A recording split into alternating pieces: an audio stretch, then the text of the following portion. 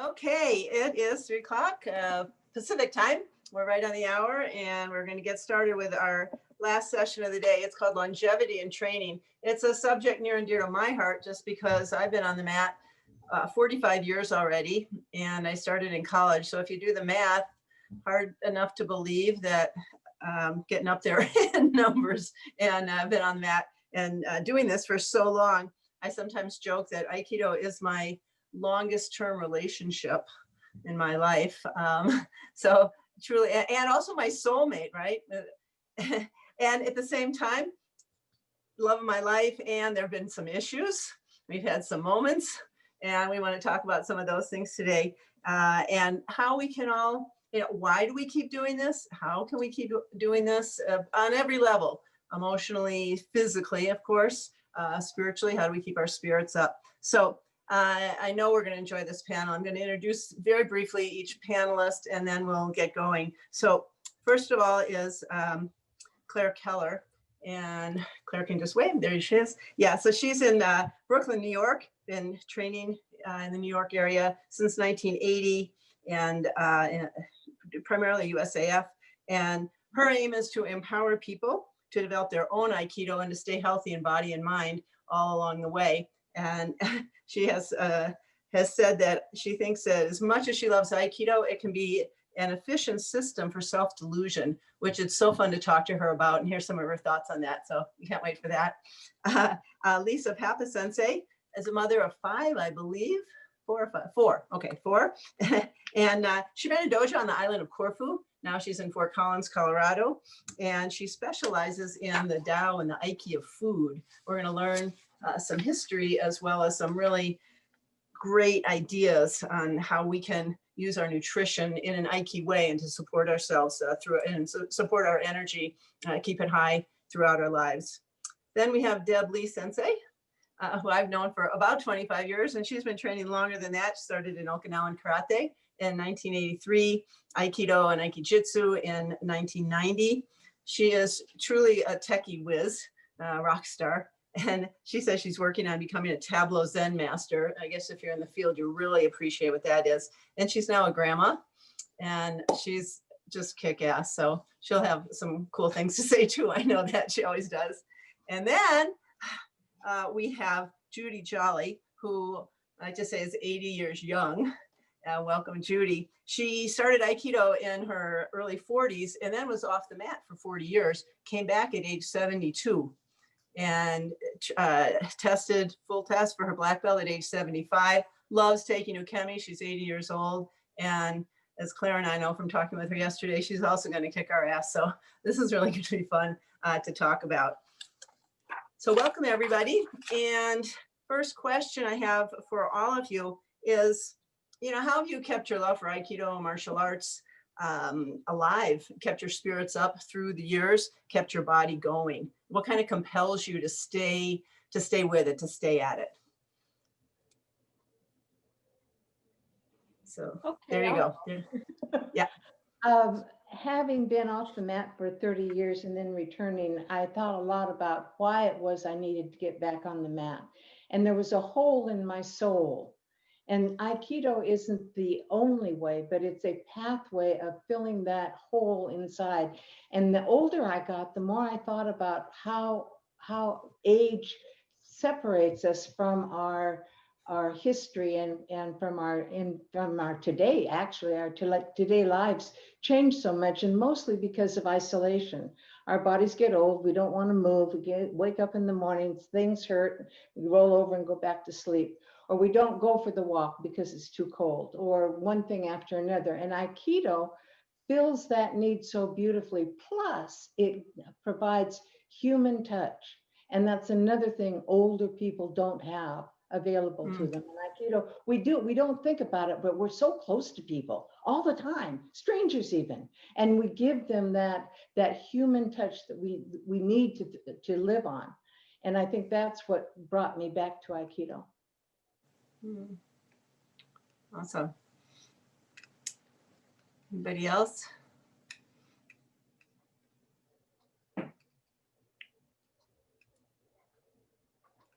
What's kept you going? What keeps you going? Why stay in this I'll, relationship for so long? I'll answer that. I'm Claire. Hi, everybody. For me, it was, Aikido is really fun and I need fun. So I used it as a way. For years, it was my major social interaction. Could be questionable at times, but there's just something inside my body that I didn't have to think about after a while. I just could do it. And we were talking last night and I was saying that Aikido is sort of like a conversation. And every time you get on the mat, it's as if there's no time or that has passed, that you resume that conversation each time you get on the mat. There's no kind of gap. So I learned to treasure that. And I went back for more. So it's kind of like, it's very physical and grounded, but almost an altered state of consciousness. When you get on the mat, you're like in another space and really there. Well, I really hated it for a long time. I would get angry and lose my temper, and but I still kept going back. So it was a kind of self-exploration and a way to work out why I had conflict with other people and what my part in it was. So self-exploration, definitely sort of lifelong, yeah, endless. And scary. It was scary. I was always afraid. I just hid it, and I wasn't aware of how I hid it. I just hid it from other people. I was feeling it inside all the time. That's something I love about talking with you, Claire, is that you kind of tell it like it is, scary, angry. And these are things that we usually talk about. So, this is going to be a place and a space that we can really kind of get down and be real about training. Yeah, it's not all just like, as we were talking about, sort of a spiritual bypass, like, and our conversations are always like that. It's like what really goes on the mat is very engrossing in terms of your really encountering yourself. Yeah. Okay, great. Thanks. We're just getting going here. Deb? Okay. I had kind of the opposite experience. Is like when I get on the mat, whenever I start training, I just can't stop smiling. You've seen that, taking a Kimmy or whatever, it's like, I just love it. I can't stop smiling. I can't stop laughing. Even when I get in trouble sometimes for being overly enthusiastic, maybe it's a nice way to, I just love it. You forget about everything else in the world and you just train, and there's a lot of times where it's getting to class is like, oh God, do I have to go? I have to go because I'm the teacher. Yeah, I gotta go. But once I get there, I always finish up happy and relaxed and fulfilled again. So it's good that way. That's actually something I've heard a lot and experienced a lot, right? Even when you don't want to go, you don't feel good, you never leave class really feeling bad. You always feel better and more energized.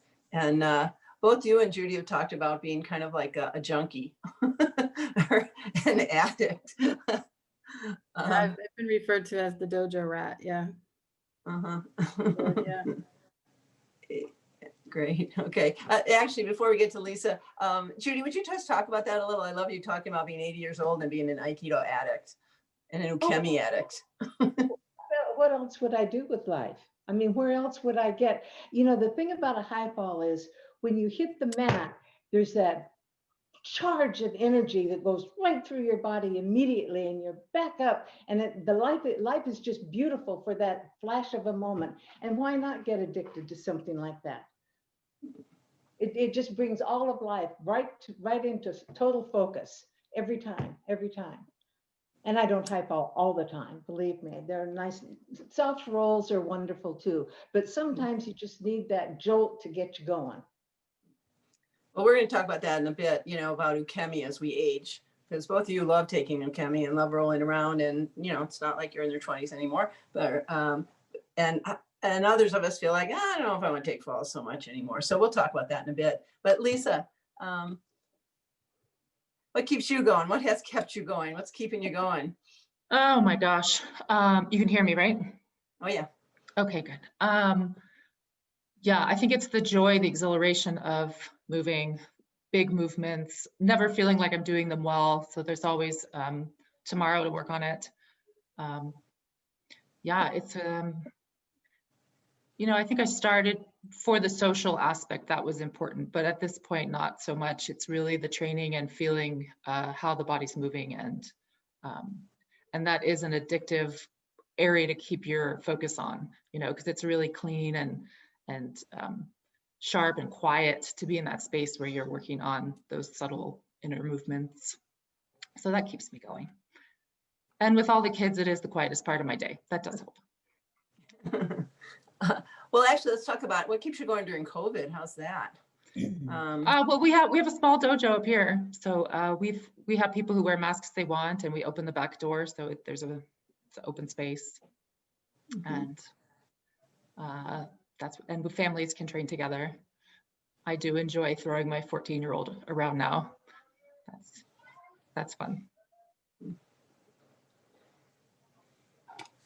So, during COVID, like Judi, you were saying, you get to touch, Aikido, been very aware of that we actually do get to touch, and we don't necessarily have that opportunity or be so intimate with people, in regular life. Right. But during COVID, we don't have that opportunity, for the most part, to be so physically, in contact.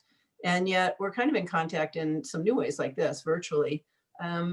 So yeah, like what's so compelling that you're even training virtually or going to the dojo by yourself to roll around?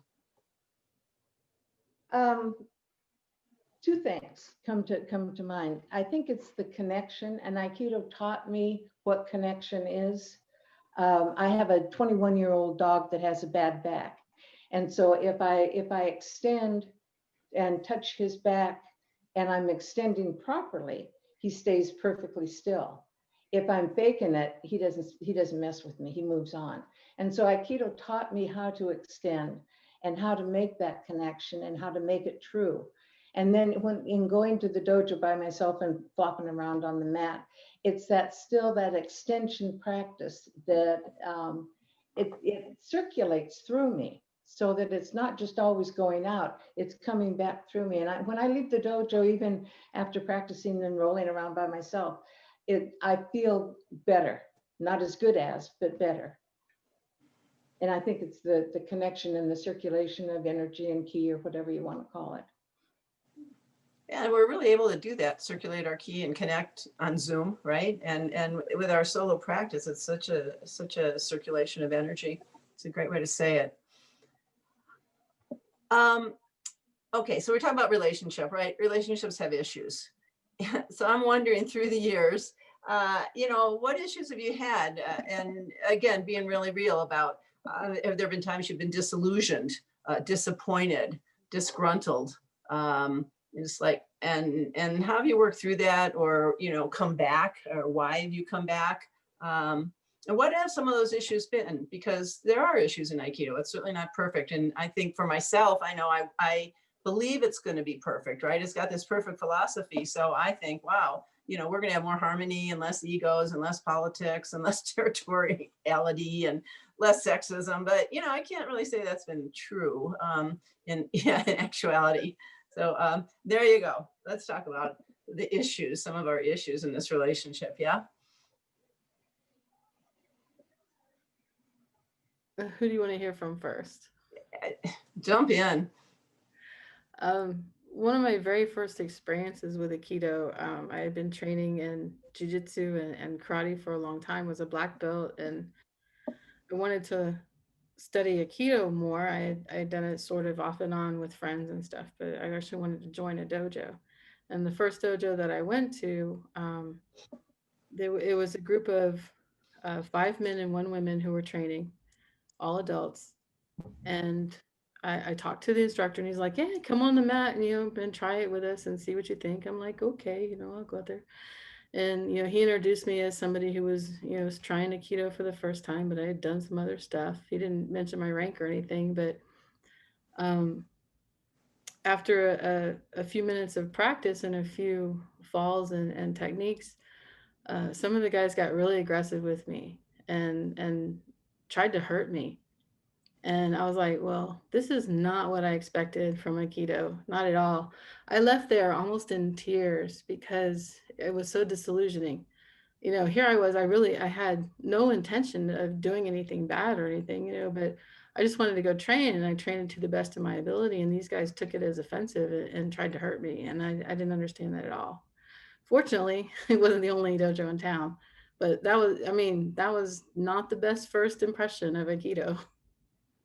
Yeah. And not what you expected, yeah. I think that happened to Colleen Gragan, Sifu of very blessed memory, who really, for some of you who were hearing about Kaju Kembo today, she started the hand-to-hand community, which is just going so strong in Oakland, California. And she passed away, unfortunately, some years ago, but she was just like this incredible powerhouse. Yeah, on every level. If you knew Colleen, was unbelievable martial artist. And she really wanted to do Aikido after a while. She was so advanced, a professor in Kaju Kembo and all these different arts. And she thought, you know, Aikido, wow, that's going to be the next highest step. And she went to train, and she got hurt. She got hurt in Aikido, of all things, which, you know, made me feel pretty terrible. And I think that that does happen. That has happened, and still happens in Aikido, which is kind of seems contradictory. Mary Heine Sensei the other day was talking on a Zoom call, and she used the phrase something about swallowing the samurai Kool-Aid. And that there, when she was in Japan, that, you know, she just thought, you know, I got to like train like just so hard, and she got hurt all the time. And you know, with this idea, that kind of ethic of the samurai Kool-Aid ethic, that just didn't really fit her body. And I think that's happened to us in different ways. It's happened emotionally as well. Claire, Claire, would you like to share a little bit of your experience? Sure. I like to say that I think Aikido is great, the people sometimes not so much, you know.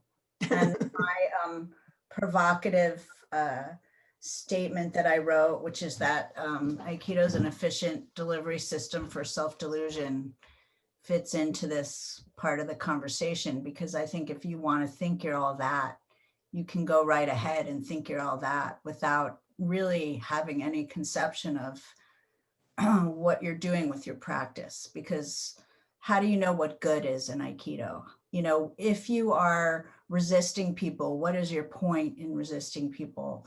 You know, do you have a constructive resistance, or do you just want to show somebody that you can get over on them? Since we don't have any competition, there's no real way of knowing how good you are. Or, you know, we all have different ways of doing Aikido. Like sometimes when I visited other strains of Aikido, I feel like we're sort of, you know, we speak the same language, but our dialects are very different. So it's very interesting. And I found that I need to keep a really open mind when I go elsewhere, so that I can be open to, instead of feeling threatened. You know, I think people think that when I was first coming up, there was one right way to do Aikido. And I realized that there absolutely is no one right way to do Aikido. So, you know, I remember visiting this dojo several years ago where the people were really into resisting, and they just wouldn't even let me do Taino Henko. And I wasn't about to start fighting. I'm not exactly, you know, I'm 5 feet tall. As you've already gathered, I have a temper, but I never try to impose my temper. So I just didn't do Taino Henko. And after class, I went up to this guy and I said, what did you accomplish by stopping me? And he said, well, I thought at your level, you'd be better, you know. And I got mad, and then I thought, well, why should I get mad about this? You know, of course, I'm still mad about it, really, but not really. I mean, you know, so it's all a process of detaching from what I think other people think, that really I need to stay together with myself. I need to keep the focus on myself while being very sensitive to other people. And, trying to be, you know, as a teacher, I haven't wanted to push people because I don't want to be responsible for hurting people. It kills my heart to think that I would hurt somebody. And I have hurt people because I came up in a pretty hard style and I trained hard for a long time. And, but I try really hard to, you know, to just, if I start to lose my temper or, so, you know, yes, I've been very disillusioned, but that's only when I put my focus on other people and not on myself. So I try to use Aikido as a way to become a better person in my own process, though, nobody else's. You know, you're reminding me of something that Mary Heine Sensei talked about the other day. She told a story that I really hadn't heard in Aikido, that this happened in Japan, you know, many years ago. And I guess the university clubs were in Japan, especially, you know, decades ago, were very kind of almost, you know, a little bit militant or militaristic in the way they trained. It was very like this. And there was a kid, a university student, and he was new in Aikido. He didn't really have ukemi skills yet. And he got thrown around by a bunch of different people who were kind of following that, you know, I don't know, samurai idea or something, you know, just like go in there, train hard. And he ended up being taken to the hospital and he had brain swelling and he died. This young student died. And I really had never heard this story before. And Mary said that, Mary Sensei said that, oh, Sensei was absolutely furious that this is not Aikido. I mean, can you imagine? And that he said, you know, we pray every day for no one to get injured, and how important it is that we really are practicing connection and care. Nages for, you know, feeling ukes, and ukes also knowing their limits. I think she said something kind of funny about, she was told in the beginning that her, something like her passion was a 10, but her ukemi was a 1. Like she, you know, so she'd come in, you know, with everything she had, but she couldn't really take the fall. So it's always this kind of calibration, I think, that's so important if we're going to have enjoyment in our training, much less longevity, right? We have to really calibrate how we're training. You know, I think part of it is being responsible for yourself, being responsible for your own personal safety as well as your learning. And I think that if I run into a jerk, they're a jerk. They were a jerk before they got on the mat. They'll be a jerk after they get off the mat, and let them have their jerkness and just move on to the next partner. I do the best Aikido I can every moment I'm there. Sometimes I fade away and I become a jerk a little bit, and I have to bring myself back. I'm responsible for that. And I'm also responsible for saying enough and walking off the mat if somebody's going to try and hurt me. I'm too old for that. I don't need that in my life. And so I just don't accept it. Sorry, dead silence, crickets. Well, you know, that's been an issue, you know. Is it okay to bow out from somebody? You know, we bow in. What can you say? Like, sorry, I don't want to train with you. Is that okay to do? I don't know. I guess the big question is, how do you take care of yourself? That really I depends on think the it's perfectly doesn't it? reasonable to take care of yourself. And if you have a partner that you don't think is appropriate for some reason, I think exactly the response is to say thank you and bow out, sit out until the next technique. I think not just in Aikido, but any martial art. You know, I remember when I first started training, we weren't allowed to get off the mat for anything. You know, like a drink of water. You know, now we appreciate hydration. Before, that was like a complete no-no. Now at least you can go and say, excuse me, Sensei, you know, could I? But you couldn't even do that. It was like you sort of couldn't take care of yourself. And I kind of remember we would do like, you know, about 5 minutes of warm-ups, and it wasn't yoga, it wasn't any major stretching, somatic connection and awareness. It was just do this thing. And then it's what I call kamikaze Aikido. And I mean, I sort of handled it in my 20s, right? We just did a little warm up, ran out there, throwing around, throw ourselves around, crash. And most of my generation has ended up with some serious injuries, you know, and joint replacements and cant. And I mean, I was out at 40.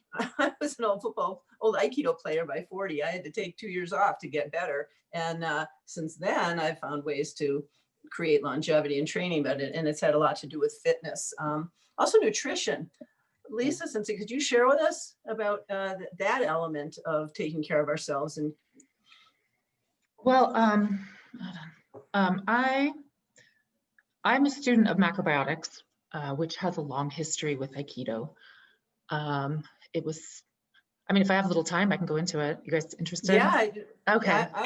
yeah, and a little bit of the history you were starting to share with me was fascinating. Yeah. So it was founded by a Japanese man. His name is George Osawa. He took all of this difficult Zen Taoist knowledge, and he broke all the taboo, and he wrote it into 12 principles and in modern words that everybody could understand. And these are principles that explain the how and why of everything. But he especially focused on diet, because if you're healthy, if you're eating well, if your body's healthy, if your mind's healthy, you're emotionally healthy, that makes healthy families, it makes healthy communities, it makes a healthy world. So he stuck with, how do I apply Taoism to diet? Because that really is the basis. That's the base. And he was very good friends with O-Sensei. O-Sensei would do these roundtable meetings on Sundays, and he would invite all sorts of people to come and talk, and he would have George Osawa come and speak with all the uchidashis there in Japan about the Tao of diet, the yin and yang of diet. So most of these old Japanese teachers incorporated macrobiotic thought into their diet, and it helped their training throughout their lives. And I'm sure you know a lot of them. Nakazono Sensei was very, very talkative about diet. Tada Sensei, Sakaya Sensei, who was actually Mrs. Chiba's dad. He was a student of O-Sensei before he was a student of macrobiotics before he started with O-Sensei. And through macrobiotics, the teacher said, there's someone I want you to meet, because he was already doing judo. He was like a 7th dan in judo. So the founder said, hey, come and meet O-Sensei. And then Mrs. Chiba's dad started with Aikido. And that's eventually how Mrs. Chiba and Chiba Sensei met, was through that. So, you know, O-Sensei's diet was really simple: no alcohol, no animal food. It was miso soup and vegetables, and you know, fish with the bones. And whenever he got sick, it was Mrs. Chiba's dad who would cook for him, because he knew these macrobiotic principles of cooking. So there's only 2 kind of basic big ideas to macrobiotic nutrition. And the first one is you have to eat the food in its whole form, because obviously Taoism is dealing with balance. Aikido deals with balance. How do we keep balance? How do we lose balance? So if you think about like a leek, the bottom of the leek is white, it has roots, it's compact. The top of the leek is leafy green, bigger fibers. So the top and the bottom of the leek are completely different, have completely different nutrients in it, actually. So if you want to maintain balance in your life, you have to eat the whole entire vegetable, because that's the only way that you will keep balance in your body. So if you just eat a part of a food, you just eat the bottom of the leek, or you just eat like sugar or white rice, you're only getting half of the nutrients that you need to maintain a healthy balance in your body. So if you're only eating refined foods, your body's going to start to look for the other half of that somewhere else. And that's when you start to get all of these cravings, and you're eating all sorts of things that don't make sense, because your body's looking for balance. So a lot easier just to eat the whole food in its entirety. And that means even with a chicken, you got to boil the whole chicken and eat the bones, you know, or make a broth so you can get the minerals out of the bones. Because if you're overeating refined foods, your body's going to take those minerals right out of your own bones to create balance for the food. So that's important.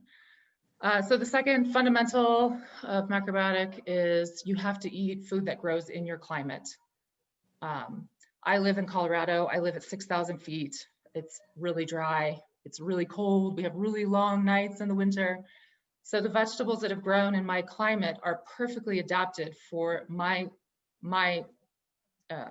my body needs to stay balanced and healthy in my climate specifically. So we don't eat tropical foods and bananas and pineapples. We wait till we go to Mexico, enjoy them there. And Mr. and Mrs. Chiba, they didn't eat a lot of foods. They didn't eat any nightshades, tomatoes, potatoes. You guys familiar with nightshades? They're in the nicotine family, actually, and they're really inflammatory. And he would always tell my husband that they're very yin, too yin.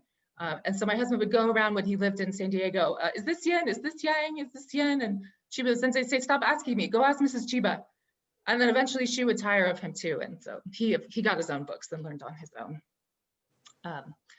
So you can study up and learn all about how the Taoist logic explains what's yin and what's yang, and how food is classified in there. But ideally, you want to eat whole foods that are not extreme and grow near you. So if you find yourself really stuck on like cakes, cookies, and donuts and chocolate, it's usually your body trying to balance out how much salt you're eating. So if you cut the salt out, you'll find less attraction to all of these really sweet foods. And I know this totally goes against pop culture, but if you are drinking water, you're thirsty all the time, think about how much salt you're eating, because you're creating this really extreme balance that takes its toll on your health and vitality.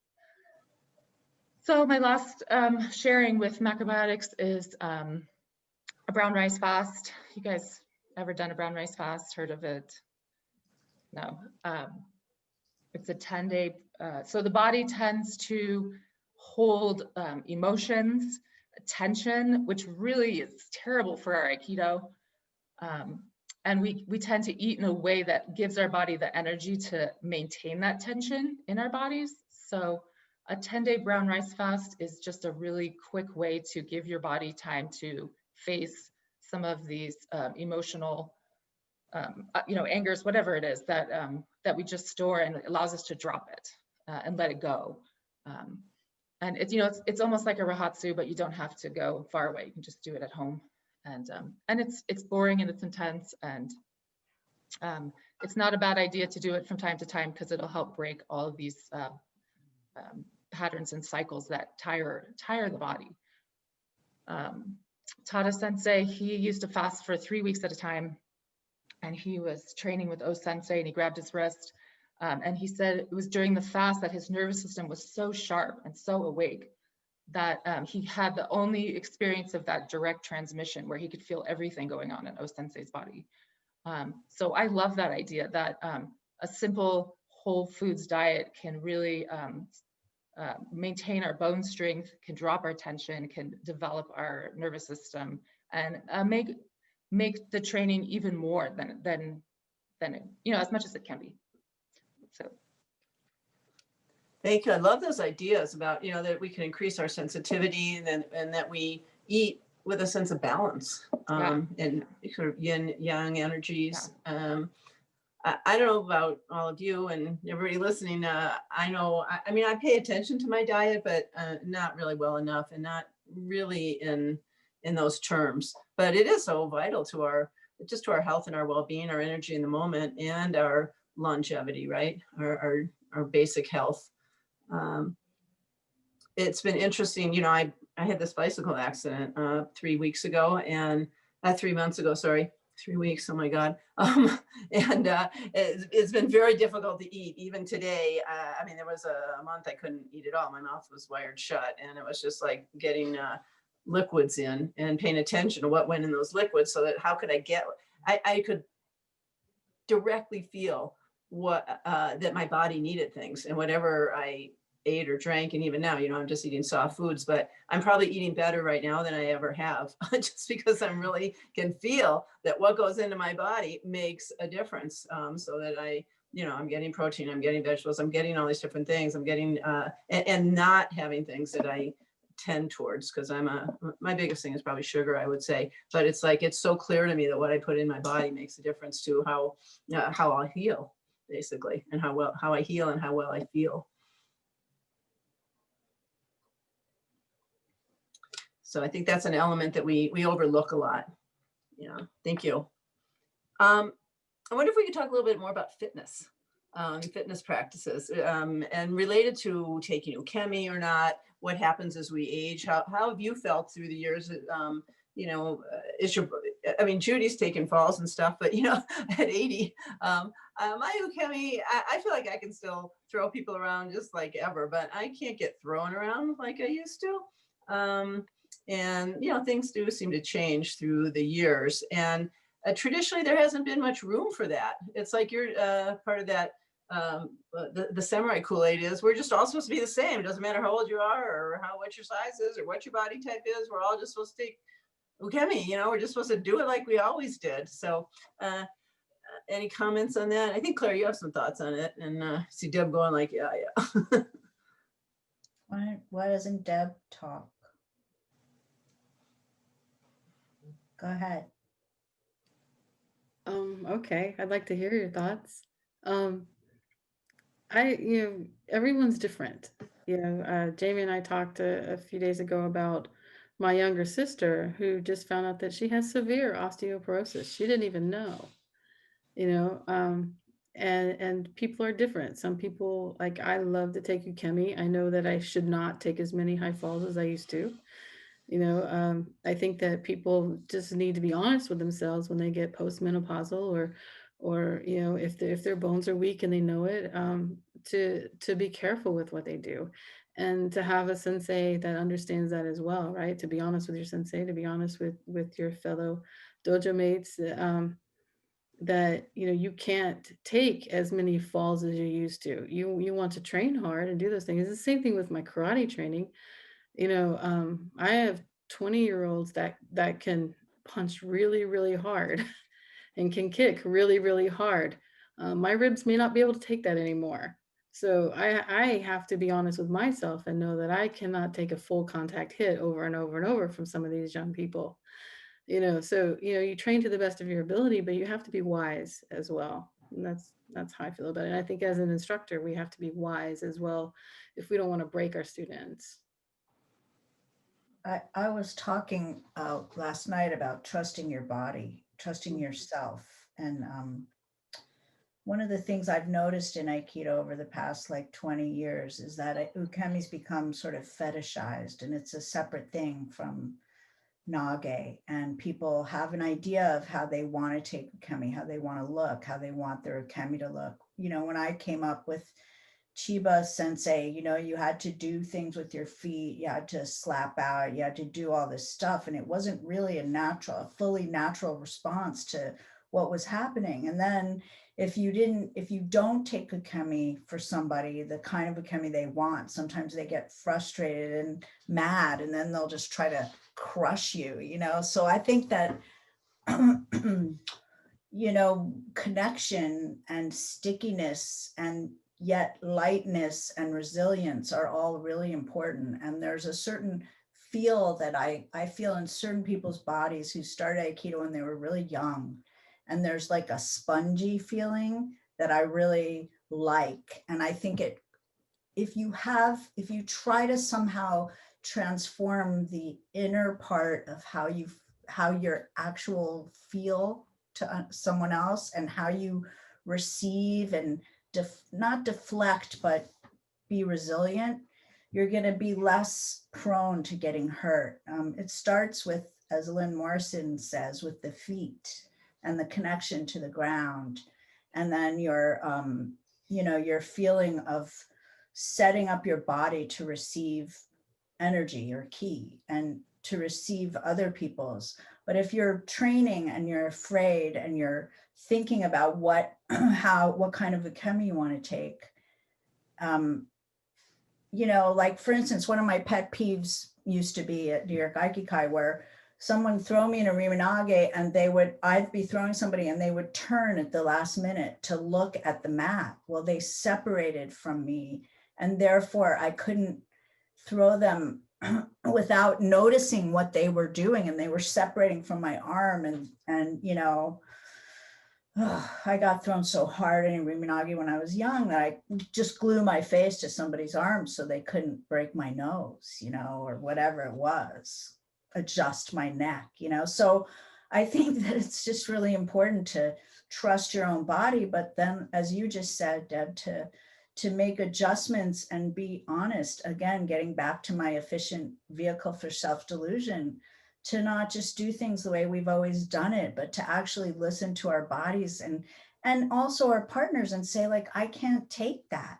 I can't take that hard of a throw. I mean, I remember when I was 50, 10 years ago, I took a lot of ukemi at Udansha tests, and I knew in my mind, I knew that's the last time I'm ever going to do that.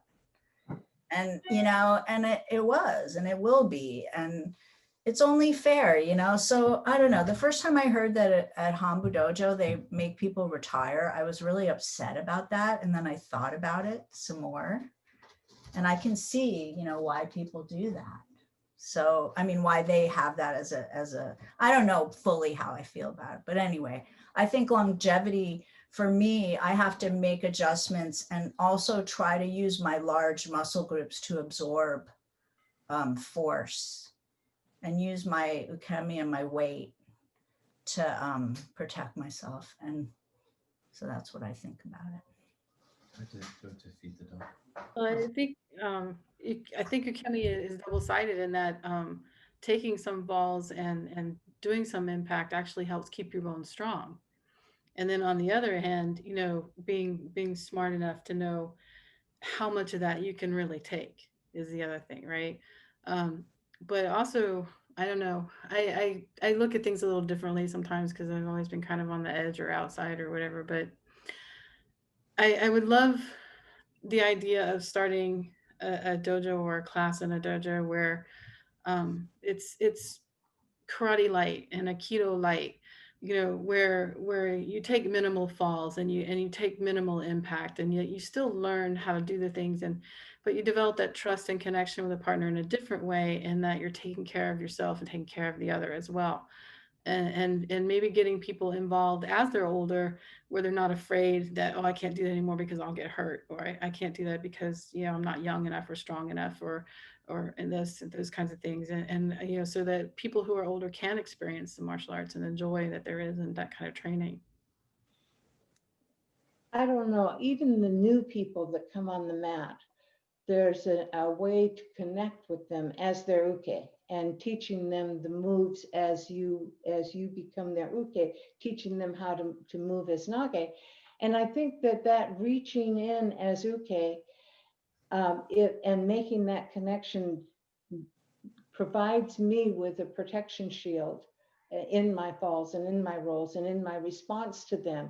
And sometimes their nage is really clear and really beautiful, and there's a wonderful connection, and it's just light goes on and rainbows and fairy dust, and it's just wonderful. Other times it's somebody coming in with a roar, and I think, okay, now how can I connect? And if there's no possible way, I just don't. I fly away.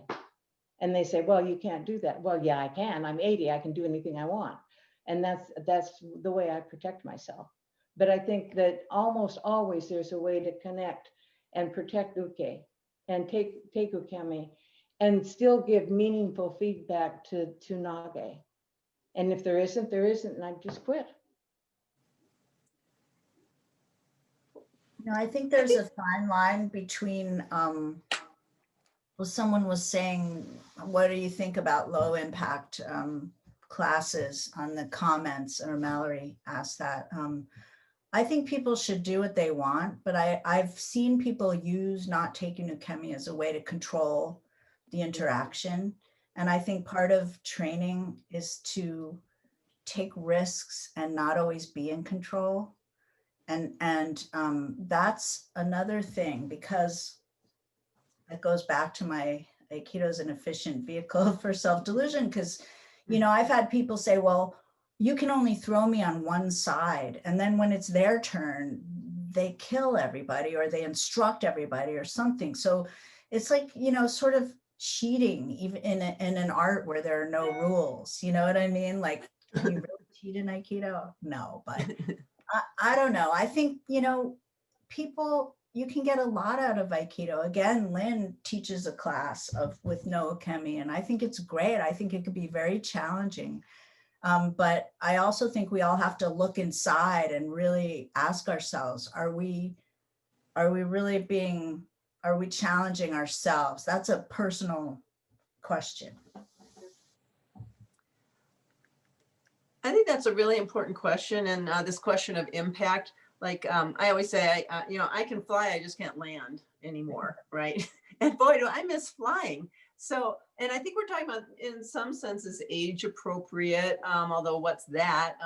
Judi defies many of those things, and we're all different. But, I think it just as we're talking about how do we take ukemi or train maybe with less, without falls so much, as we age. It's also, boy, when I was 20, 30 years old, 40, I just throw me around, man. I wanted to fly. I had that energy and I really wanted to train like that. That was awesome. And so it's kind of like, how do we have room in our dojos for, different bodies, different levels, and also different abilities that may or may not be age related. And it could be sensibility related or body related. But we need to be sensitive to that, to ourselves, and to have room for that in our dojos without just sort of one ethic of, you're supposed to like be a great uke. And it's kind of too bad, I think, that a lot of times that if you're not the most athletic or the one who can, be this great uke, it's like, somehow you're never really gonna be quote unquote good at Aikido, or, what's your training really all about? Like somehow you're less than because you're not doing that, when Aikido is about so much more. Here's another really great quote from Mary Sensei the other day. She just happened to talk about these things, and I made note for today. She said, if I had to rely on my body, I would not be doing Aikido. So if she's not relying on her body, what are you relying on? And I think through the years, we saw that happening with O Sensei too, relying more and more on this ki development and the energetic qualities, and many of the things that we're working on here this weekend, and connection. And so, we're really relying and not just relying on, developing these qualities, particularly as the physical maybe subsides to some extent. But I think sometimes people use that as a way to kind of, there's a strain in Aikido of kind of magic Aikido. And, I think people use that as a way to not train and get sweaty. And, call me old school. I mean, if I take a class and I'm not sweaty, I feel like, what did I just do? Even if I didn't fall down. But I think that there's like this sort of, I've been in classes where the teacher just sort of moved their eyes from side to side and did a slight wiggle, and people went flying across the room. And I got to tell you, like, I just don't buy it. I just don't. So I just being honest here, because that's why I got invited to do this, So I think we have to really be careful. I mean, there's reasons why Aikido is so discredited in the martial arts world. There's reasons why it was starting to shrink before this horror that we're living through now, that there's a lot of crappy Aikido out there. And so I really teach the basics. I'm really interested in just Homni, basic Aikido.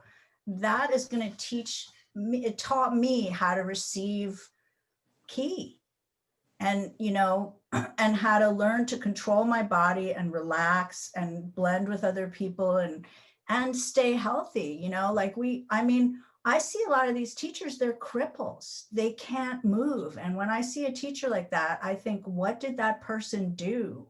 Like, am I supposed to admire that they can't turn their head, or they can't, bend their knees?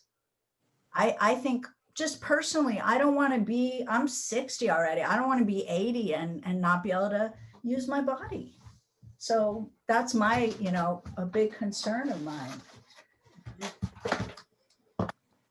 Judi, you want to share with us some of your fitness? How do you keep doing it at 80 and loving taking ukemi? I go to the dojo a half hour early, and I do a lot of stretching. And I don't know if it's yoga stretching or if it's the right way to stretch or not. It's just what my body, where I feel I'm tight, I stretch that area. So that when the young Turks, we live near a submarine base. Our dojo's near a submarine base. So when the young Turks come in and want to do all the heavy martial arts stuff, my body's in a place where it can take most of it. And then when they get too rough, I just tell them, I'm old, I'm not doing this. Be kind, connect with me. And that stops all that, because they don't know anything about connection, nothing. And so then I'm in charge. I'm the one that knows everything and can do everything. So that's one thing. I don't train outside of Aikido. I don't do yoga. I don't do bicycle hikes. I don't drive off of cliffs. I just do Aikido, and I do it completely. When I'm on the mat, I'm 100% trying to learn everything I can about me and about my partner. And in our dojo, we trade partners almost constantly when we're training. And that gives me a real opportunity to examine what is going on inside and why there's resistance. And then getting off the mat, thinking about it driving home. Why was that resistance there? And what do I need to do to soften that in my body and pay attention to that area? Whether it's the small of my back or the back of my neck or my shoulders are usually up there, wherever it happens to be. I don't do anything special. I just keep moving. Don't stop moving. If you don't move, you'll lose it. True, it's true, it's true. It took me, when I came back after 30 years, when I came back, it took me 1 year to be able to sit in Seisa. 1 year. So you just keep doing what you can do. I love what you said about, stopping your partners and saying, connect with me. Wouldn't it be nice if we didn't have to be 80 years old to say that and people listened? Like that should be I think kind of the Aikido mantra from start to finish, right? I mean, that's really what it's about. And if we are really doing that, connect with me, and first me to myself and then me with my partners. And that's terrific. And I love the way you said that, connect with me. And they do it because you're 80, but what if we did that for each other? Just, didn't have to take being older, right? But we do. In real life, we do connect with each other at that level. Fleeting, very often it's fleeting, but even in the supermarket, you'll see somebody over the vegetables, and you'll look up and you'll make that eye contact, and you know that it's more than just eye, it's an energy contact, but then it's gone. But we do connect like that over and over and over in real life. And I think we just need to expand on those moments a little bit to make this a better world. Absolutely. I just want to say, I think I mentioned I was like an old football player at 40, 42. I had first it got to where I couldn't take ukemi, then it got to where I couldn't even teach and binage. It was like, that hurt too much. I'd separated both my shoulders in Aikido, I hate to say, and hurt my neck, my back, and just about everything. And I was like, I'm out. And I took a sabbatical. I went to San Diego for 6 months and stayed for about 15 years. But I met a teacher who teaches what's called bliss work: balance, lengthen, integrate, stretch, strengthen. And I totally rehabbed, and I've had a little meniscus tear that just happened, but and then this, but those are accidents. In general, feel like I've been able to get into good shape, and boy, does it stand you in good stead along the way. And when something happens, I know I'm recovering better because I have basically, good fitness, and that's what really has kept me going and saying, you know what, I had to make a policy, no more high falls. It just was for me because of my particular back. But I think that these things are so important in finding out what it is for ourselves that, can keep us going physically and in every way. And what we eat and how we nourish ourselves spiritually. And, all these things I think are so important. That's kind of what it's all about. Hearing about Ano Sensei, being in the dojo every day at 6:30 in the morning. He's, I don't know if he's 90 already. He's certainly pushing 90, and his spirits are incredible. And, he's there in the dojo. So I think that, it's all possible. I'm wondering if you could talk, if you all would talk about how you feel Aikido has been serving you in your life and is serving you through the years. And do you think you'd ever stop training? Is there such a thing? I'm going to live to 120 and train till I'm 100.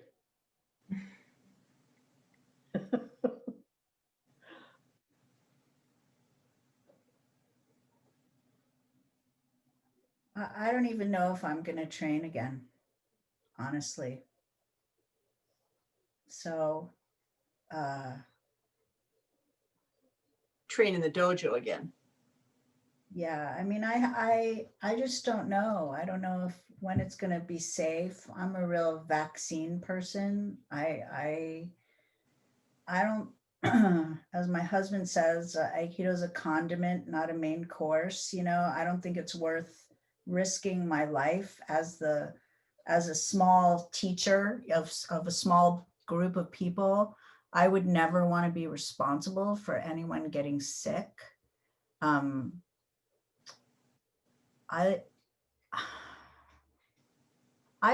made Aikido into a really positive thing over the years. I've been training, I guess, 41 years next month, and it turned me into a feminist.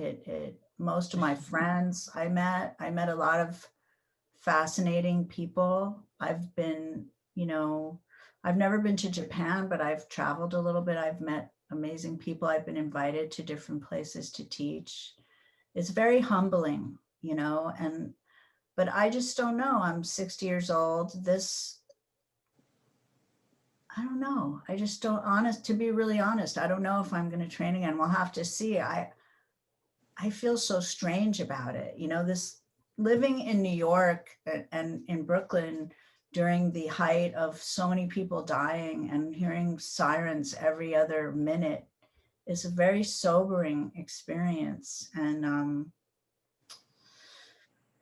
just in the darkness right now with this stuff. And I have hope, you know, I do, but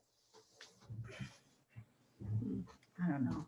Sorry to be a downer. No, I think that's a question. People have that question and are also finding other ways to train as well. Or to, Deb, you were talking when we talked about, you know, training isn't necessarily being in the dojo. You want to talk about that? That was so interesting what you were saying.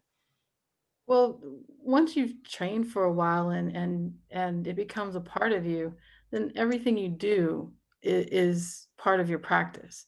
You know, people say, well, they retire from training. I joke about being a retired martial arts instructor simply because I don't go to a dojo every day and I don't teach people every single day anymore.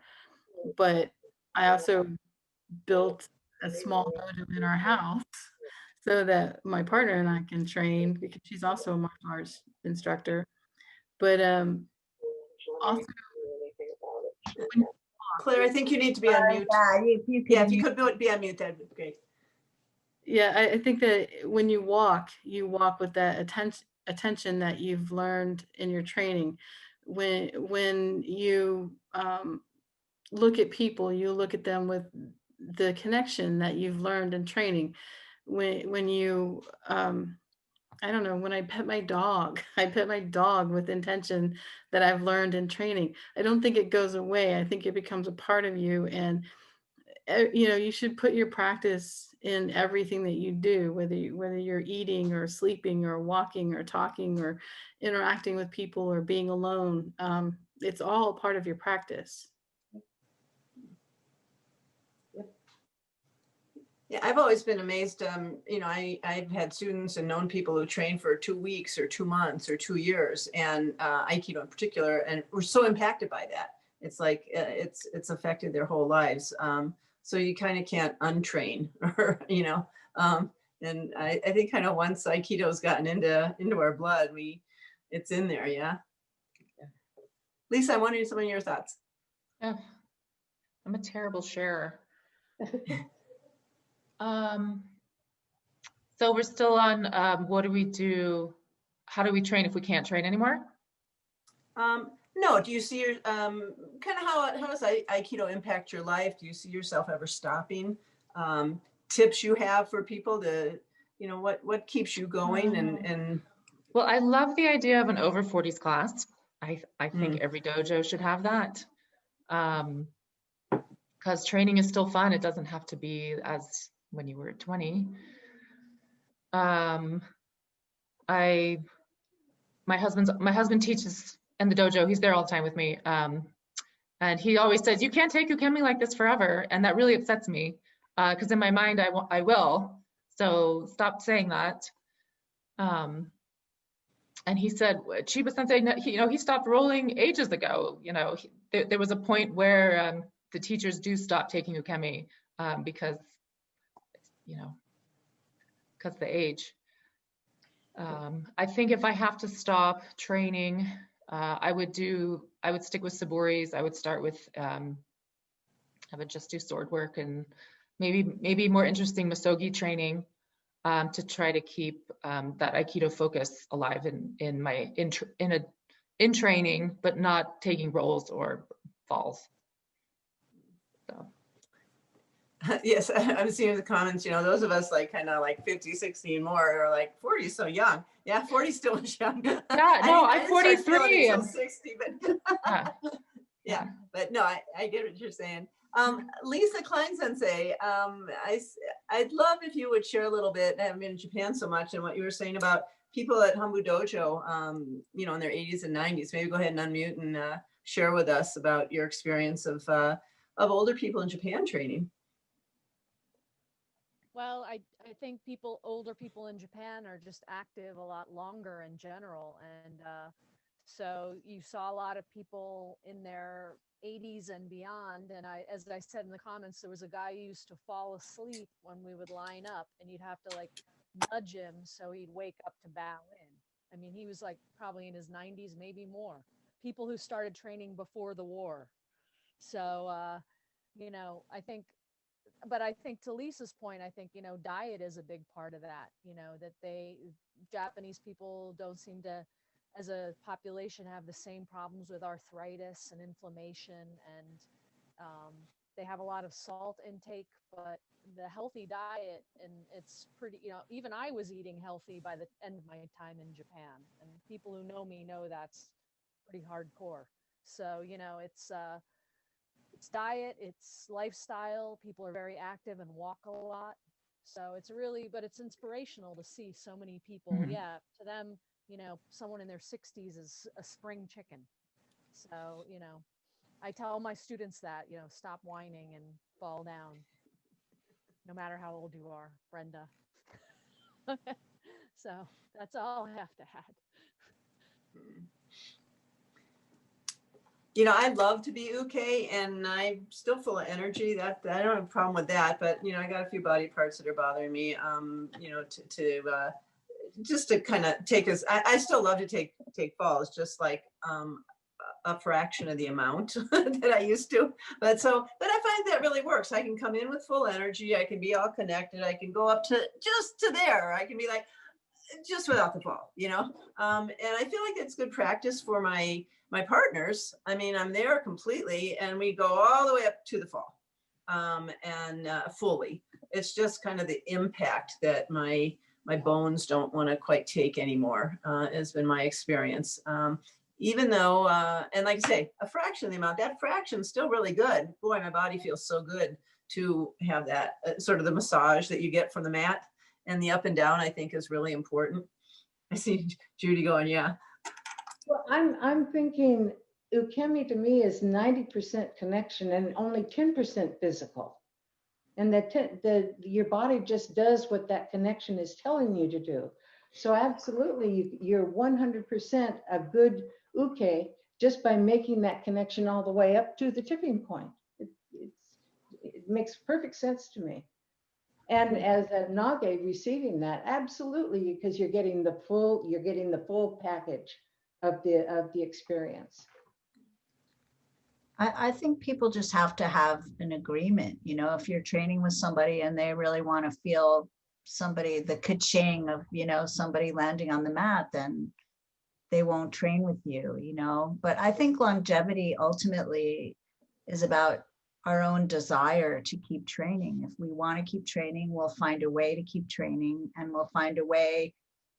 I think pain is a deterrent. So you really try to find a way to make it not be painful. And we've had a lot of tips tonight about how to do that, and I've noticed as years have gone by, like maybe my first few falls, I feel like the trap door opens and I drop down into that trap, and then after about halfway through class, I start to feel good. And then I feel, it's then I don't have to think about it anymore. I think that's what a long time training does for you. You don't have to give it a lot of conscious thought. You just do it. And somebody once said, though, that I was wondering, why do we do this? Why do we do Aikido? And she said that she had been a diver in college, a competitive diver, and she said she thought it was the fastest way to endorphins of any sport. And I know you're not supposed to call Aikido a sport, of any sport that she'd ever done. And that really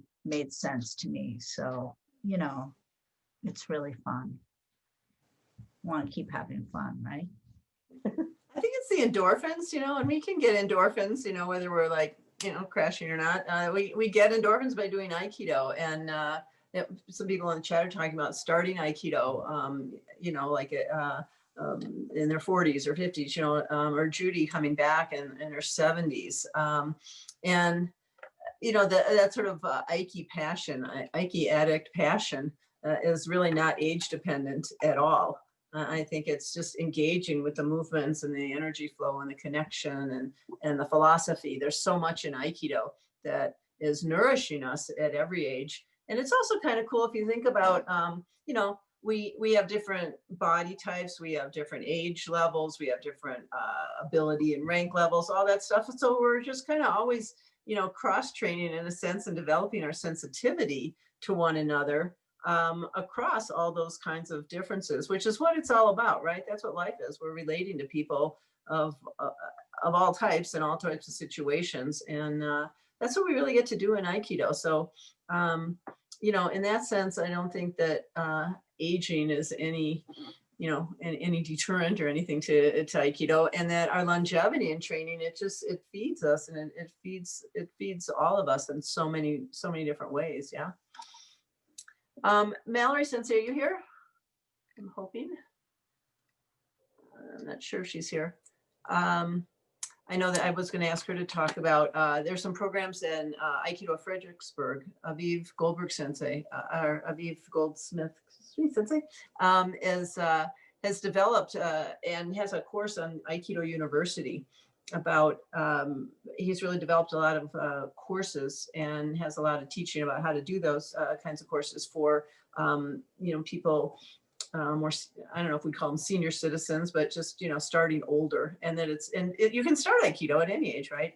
And so he's got some really wonderful programs. And, you know, if we look at bringing more people into Aikido, you know, there's a lot of markets out there, and one of them is slightly older folks. And if you got to be young to do Aikido, well, gosh, that rules out a lot of people, right? I was going to say that, you know, learning how to fall. I mean, as much as we don't want to fall as we get older sometimes, learning how to fall is so vital. And that experience of falling is really valuable. When I get an older student or an injured student, I have them on the mat rolling around, maybe not falling from a height, but at least contacting the ground, getting used to being on the ground, getting used to rolling in some form. So I think it's really a shame to give that up. I mean, I think you can take it to the ground without falling to the ground, but learning how to move around in that plane, I think, is really valuable. So come to my class tomorrow, you'll learn more. It's going to be fun. I totally agree with that. I think that taking Ukemi completely out would be a mistake. I think one of the things that we don't do a lot of times, I've noticed as we get older, I think one of the things that keeps us more fit probably than like your average 55-year-old is that you get down and you get up, right? If you don't sit on the ground, if you don't, you know, if you don't put, like I like to say, get your feet above your head, you know, people are afraid of that because here we stop doing that when we're kids, right? As soon as we're done with high school sports, we don't fall down anymore. We don't roll. We don't do any kind of gymnastics or anything like that, right?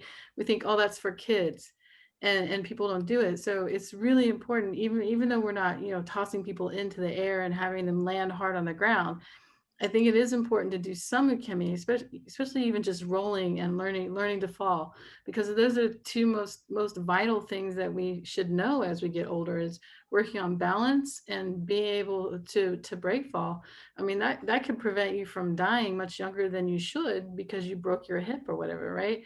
So that's really key. That's really vital information that you just gave, and I think that, you know, just understanding that what you did in your 20s is not what you should do now.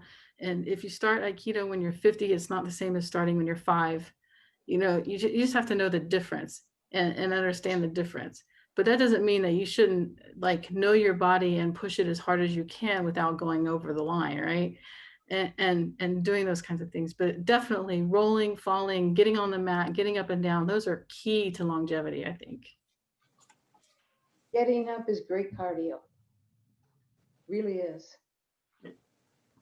So yeah, I mean, and the rolling, we soften our bodies and we keep the flow going and we move our bodies. You're so right. I mean, it stops usually in high school, you know, unless you get into something like martial arts. It's amazing how we don't roll around at all unless we're doing something like, you know, like Aikido.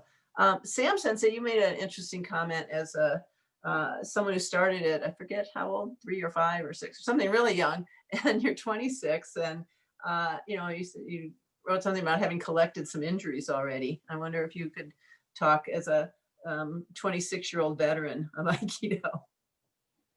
Yeah, of course. I think a lot of the injuries that I hear older folks speak of, I feel in my body. And so when also I am young, so when I train with people, they expect me to fall in a certain way or to move my body in a certain way and to put myself at risk to follow their technique for them to experiment or something. And I love cultivating connection, and I get so much from training with senpai and beginners, whatever age, in finding that connection. And my practice is enhanced by seeing where that connection I can make and whatever I can move my body in ways that work and learning and feeling. And it's not, I also mentioned a difference in impact and intensity. The intensity doesn't vary for me. I just need to find ways to connect that works for me, because as I said, I've also been injured in Aikido by other folks I shouldn't have trained with that didn't care for my body or my being. And that's damaging. And obviously growing up, I didn't grow past some of these things because separated shoulders, I mean, they still affect you, and other injuries outside the dojo, but I'm navigating these like knees and hips that I think people that are far older than me are also experiencing. So that connection of training hard for such a long time, truly hard, I've gotten value from it, but also my body is different for it. So I'm really experiencing a new way of connecting and training, and something that I have been trying to bring more into my own personal practice. I love connection. It's not just older folks that like connection. Yeah, and it's not just older folks that fitness is for. I mean, I take a lot of time with fitness. I emphasize it in all my classes. I think there's so much prevention that we can do. I wish I would have been taught that when I started Aikido instead of the kamikaze style thing. I think if I would have been able to like warm up my body properly and have all the connection and interconnection and, you know, my fascia and all these things, like that would have been terrific. And I could have taken that kind of ukemi, but not been, you know, an old football player at age 40. You know, there's an elephant in the room here that is not a subject of our panel, which is abusive behavior. You know, and when you're talking about what the expectations were for you, was that really fair for you to get on the mat and be pushed and have to do these things because otherwise you felt like you weren't measuring up? You know, there's all these sort of unwritten aspects of training in Aikido that we feel, I have felt, I'll keep the focus on myself, that I was less than because I couldn't, you know, keep up with it. I mean, I had these very, very hard trainings with guys that were a lot bigger than me, and I wanted to hold up under that kind of level of pounding. And, you know, it made me a stronger Aikidoist, but it's just, you know, there's that kind of thing too. And we all have our different agendas that we want, you know, what is Aikido? What is good Aikido? Again, I'll bring that question up, you know, and, you know, there's all these things that we should do. Who says, you know, like it's just, Aikido is really hard because you really have to look inside yourself and figure out, unless you subjugate yourself to a teacher fully, which I have never been able to do. I've tried it and then I've had to get out from under because I couldn't do it anymore. So there's, one of the questions I'm asking myself right now is it possible to do Aikido in a healthy way? And I mean, in the mind and the body. Is it healthy psychologically?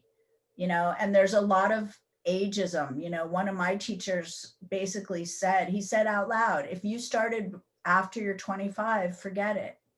You're never going to be any good. And, I thought that was a really shitty thing to say. And he was a Japanese guy, an original student of those senseis, and these people are like put up on this pedestal as if they can't do any wrong. Well, I've seen a lot wrong. Okay. And I'm not going to deny that. No one's going to tell me that I haven't seen what I've seen.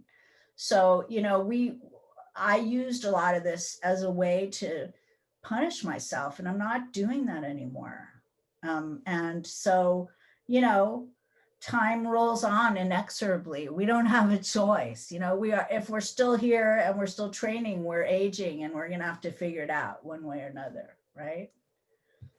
Well, I just want to say I'm aware of time, and I think what you're talking about, and people in the chat are like, yes, that's the next panel, or abuse on the mats, or these kinds of issues, or and kind of like drinking that samurai Kool-Aid, or the macho ethics, or male-dominated kind of idea of what's power and how to go about training. And I think that we are opening up a really hugely important topic. And again, as we say at Solstice, we're into relevant, generative, and controversial topics and conversations. And so I thank you for just bringing that out so clearly. And I think there's a lot of interest to talk about that further. And it's directly related to our peak performance, the quality of our training, the longevity in our training, and and really, what is Aikido and what's doing good Aikido. So much there. I want to thank everybody so much for all your contributions to the panel, and to this topic. A lot of people have a lot of interesting comments. I hope everybody will read them, and I wish we could have gotten to some more. So thank you. I've seen a lot of different comments and input. This, I think, is a topic that touches all of us. I mean, and I just really want to appreciate everybody for being so honest, and that we can talk about what's our real experience training. Yeah.